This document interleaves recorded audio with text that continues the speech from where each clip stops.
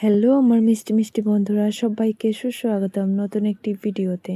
তো চলো বন্ধুরা, আজকের ভিডিওটা শুরু করা যাক। বন্ধুরা, তোমাদেরকে তো বলাই হয়নি, আমি চলে আসলাম দিদিভাইয়ের ঘরে। পাখির সাথে কাল এসেছিলাম। পাখির স্কুল আবারও স্টার্ট হয়ে গিয়েছে, তো তার জন্য আসতে হলো পাখিকে নিয়ে। তো যাই হোক বন্ধুরা, কিছু শাক ছিল, সেগুলোকেই ধুয়ে দিয়েছি।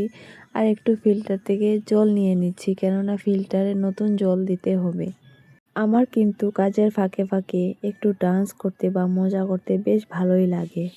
তো যাই হোক বন্ধুরা, জল নেওয়ার পর কিন্তু এখানে অনেকটাই জল পড়ে গিয়েছিল, তার জন্যই কিন্তু ধুয়ে দিয়েছি। আর এগুলো ছিল সকালের খাওয়ার বাসন, সেগুলোকেই ধুয়ে দিচ্ছি। দিদিভাই গিয়েছে পুজো করার জন্য, তাই আমি একটু জল ফিল্টারে দিয়ে দিচ্ছি। দিদিভাইদের ঘরের জলে কিন্তু অনেকটাই আয়রন আছে, তার জন্য কিন্তু স্নানের জলটাও ফিল্টার করে স্নান করতে হয়। তারপর চলে আসলাম পাখির বইগুলো গুছানোর জন্য, কেননা পাখি একটু সময় পড়তে বসেছিল।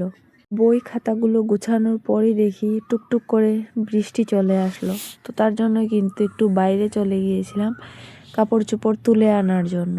এখন তো বোঝাই যায় না কখন বৃষ্টি চলে আসে আবার কখন রোদ্দুর হয়ে যায়। কাপড়গুলো কিন্তু সেভাবে শুকায়নি, তো তার জন্যই ঘরে এনে মেলে দিয়েছিলাম। দিদিভাইদের কিন্তু অনেক ধরনেরই ফুলের গাছ আছে, আমি তোমাদেরকে একদিন শেয়ার করব সেগুলো। আজ সকাল থেকে কিন্তু অনেকটাই রোদ ছিল, ভাবতেই পারিনি আজও বৃষ্টি হয়ে যাবে।